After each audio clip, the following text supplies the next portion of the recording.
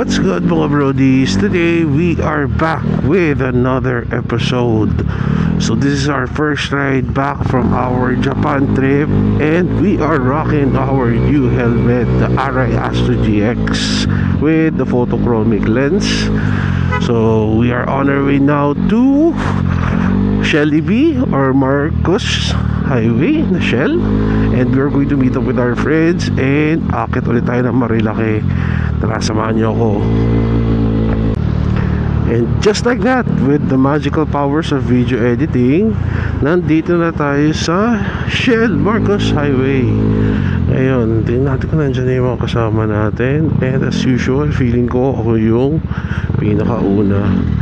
And bonding ako nagkamali. Ako ang pinakauna. What's new? Tayo natin sila.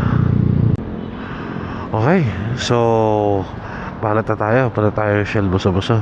Let's go. And just like that mga brodies, nandito na tayo sa Shell buso-buso. Kasama na natin si RV, who is fashionably late as usual. So dala niya kanyang Vespa 300. Park muna tayo. Alright boys and girls, ito ang lineup natin for today. Sa wakas, nakasundot tayo ng Friday ride. Gear up na tayo.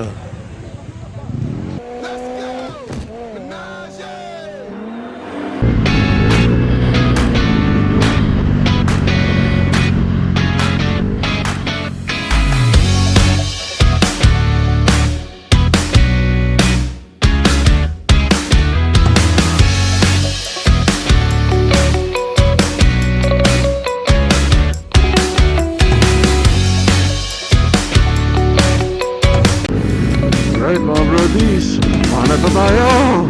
Let's go, Marilaki Gaming!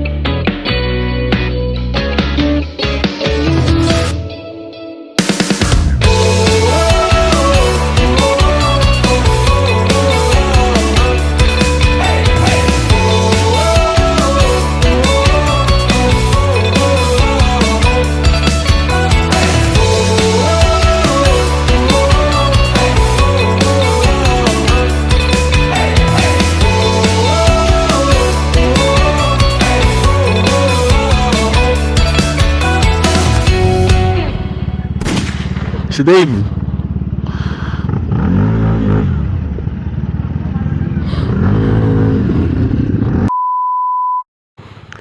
Right mga brodies, nakarating na tayo dito sa Yeis. Tutulin nila. Anyways, baba tayo. Tsibok tayo. Let's go. 5 minutes later. Dumating ang pagkain. Chikahan moments. Kailangan mataba. Maraming bagnet, adobo, tsaka lechon. Yun ang sikreto. Karga ng karga sa katawan, huwag sa motor. Later. Yan, dumating na coffee natin. Spanish latte. Komplikado daw kasi yun. Cheers, papi, cheers. Cheers, cheers, cheers, cheers. Much later. Yan, dumating na yung food natin. Beef pot pasta. Testingin natin kung masarap. Here at Ye's. Much later. Okay mga brodies, meal has been murdered. Ito na, pinakamahirap na parte sa lahat. Bayaran na. RV, thank you ah. Thank you. Pare, anytime. Kasi ang Magkano bill mo? Magkano bill mo? 200 lang, pero 1,000 binigay ko. Para yung Joey Kore, 3 meal, 200 lang binigay. Legit! Much later. Alright mga brodies, tapos na ang ating almusal dito sa Ye's. So, kasama natin ang mga Jomek boys. Kasama natin si RV. Shoutout daw, Pro Scoots. Subscribe po sa Pro Scoots. Ano, plug ko yung page mo, gusto mo? Sige, plug natin yung page ni RV. Plus na yung subscribers. What? 30 plus na yung subscribers? Pucha, intense!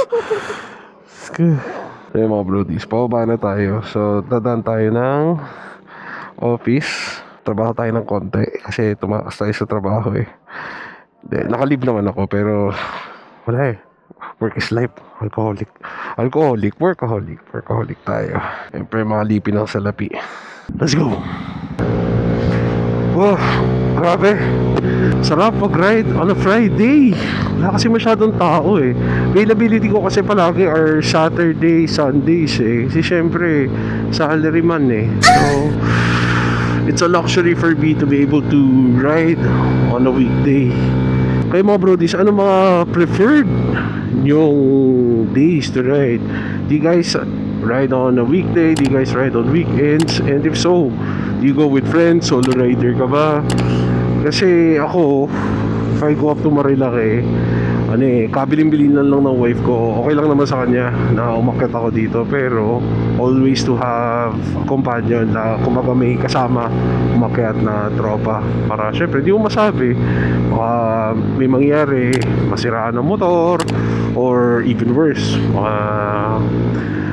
malaglag, madisgrasya. At least may kasama ka, di ba? And yeah, isa sa mga request niya kung pwede kung may kakilala niya na kasama para syempre if ever man may jahe may makontakin din ng wife ko. So yun, let's ride. Meanwhile, Nabutan pa nga ng traffic. So ngayon kasi tina-transport na yung mga LEC ng windmill. Actually hassle yung mga yan. Kanina nalula ako sa mga yan eh. Kala ko mababangga ako eh. Kala mo naman tatama eh. Hindi. Pero kasi yung mga truck ang lalaki. Medyo scary. So try natin mag 2026 Vespa Primavera Off-Road Challenge brought to you by Pro Scoots and Jomek. Diba? Grabe yan oh. Hélice yan ng windmill.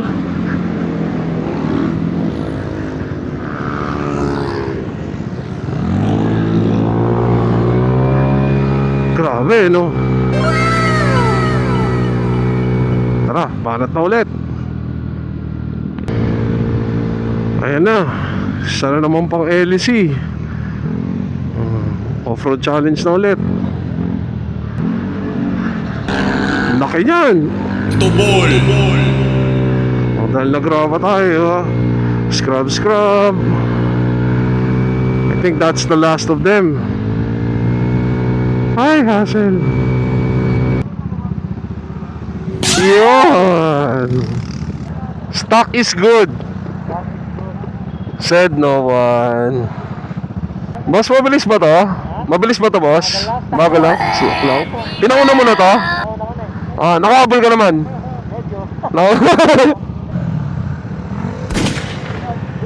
Ingat. Boss, ingat boss. Ingat. Yan. Bye-bye.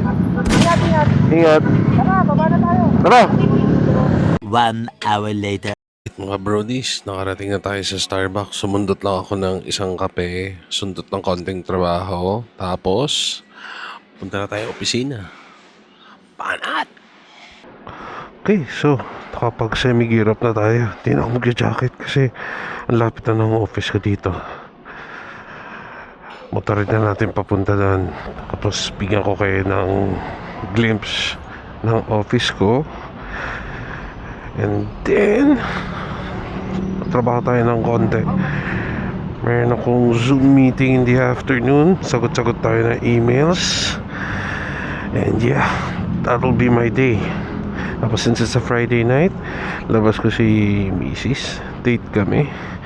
And yeah, that'll be my day. Tara. Oh, and just like that, with the magical powers of video editing, nandito na ako sa office. So, tatrabaho muna ako. I'll end the video right here. After this, ilalabas ko si Mrs. Date muna kami. So, ito ang tinatawag nating work-life balance. Kapag right sa umaga, nakapag-breakfast, ngayon, trabaho hanggang sa matapos ang araw, tapos i-date natin si Mrs. So, if you like these kinds of videos, please like, share, subscribe, and I'll see you on the next episode. Peace!